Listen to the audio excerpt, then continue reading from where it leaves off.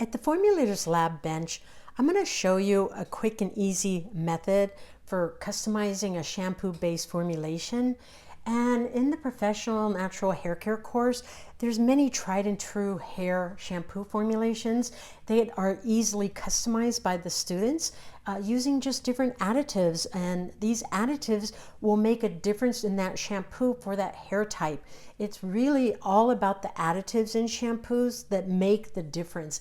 And additives can be added at the end, and that's how then you can customize a shampoo-based formulation and keep trying it until you have the right additives added to get the performance that you're looking for. In the course, there's a chart, and it's 19 pages long, and I've comprised this over years, and I refer to it all the time, formulating, because it's for hair types, which additives to use and what they do for anti-frizz, for conditioning, for slip, and you may want to do something like that. We've already made a batch of the volumizing shampoo from the Pro Natural Hair Care course, and we're going to try 3 different additives also to this batch. In the volumizing shampoo, it's this beautiful shampoo formulation that is good just the way it is because it already has 2 really great ingredients for volumizing the hair. One of them is panthenol, which is one of my all-time favorites to put into hair because I notice a noticeable difference in the diameter of the hair, and it increases it by up to 10%. And the other one is peptides, and the peptide we use is from the seed of the velvet flower. And there's smaller peptides, which allows for greater penetration into the hair fibers, and they're lightweight and don't weigh the hair down, which is really important for volumizing shampoo. They enhance the hair structural integrity and increase that diameter size of each individual hair fiber for a fuller, thicker, and healthier looking hair. And then we're going to try another vegan keratin, and this one is one of my all-time favorites because of amino acid composition. And amino acids are protein for the hair, and that's what hair needs. And especially like arginine, it helps to strengthen and hydrate the hair, provide strength and elasticity that improves that in hair. And it also improves like smooth comb through, even combing it while it's wet, while it's dry.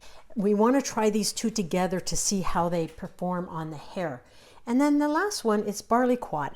And if you look at each of these, you can see the colors, so that really matters. You know, those colors are going to affect the color of the formulation.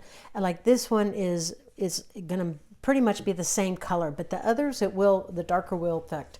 But the barley protein, it's really nice. It's a barley quat, and it's a mild cationic which adheres to the hair, and it's naturally sourced from barley and increases hair strength, and it defends against heat damage. So it offers thermal protection. So the thermal protection against blow drying the hair, against straightening the hair, curling the hair with any kind of hot appliance.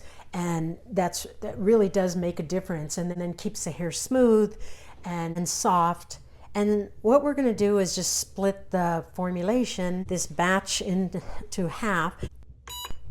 And then we're going to add these additives. So an easy way to do this is when you're making your batch of shampoo, you take 3% off, or however like you're thinking the percentage that you're going to add of the additives or the extracts, whatever percentage that is, can be added at the final phase after the batch is made. Calculate how much additives you're going to add to it. So if it's 1%, you subtract 1% off of the water when you're making that shampoo batch.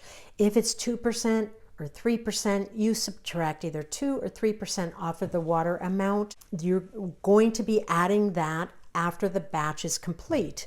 So as you'll see here, the batch is complete, and we're just adding, stirring into the sample batch. This is the veggie keratin, and then another vegan keratin, and then the barley into this one batch. And you can see how it colors it, and that does affect it.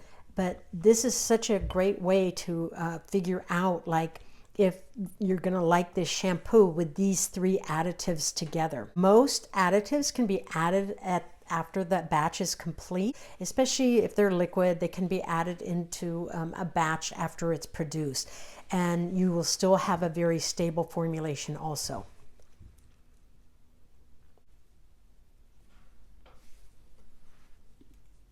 In this batch, we're going to add bamboo bioferment, and this is the batch for fine hair. And so why I like bamboo bioferment is because it adds a nice slip to it and a moisturization to the hair, and the hair feels very smooth and soft. It's almost silicone-like, the feel of it, but it doesn't weigh the hair down, because with fine hair, if you add anything that has even sometimes cationics, it just weighs the hair down too much and builds up on the hair. And so I like using bamboo bioferment in that. You check it too to see, do these additives, what do they do to the viscosity of it? Do they thin it up more, which many additives can do? And hydrolyzed proteins, they do affect the formulation when they're added into a formulation. And that's why they're best to add at the end anyway, because they can throw that formulation, they can destabilize it. The bamboo bioferment actually thickened it some, and so did the barley quat thicken the other ones.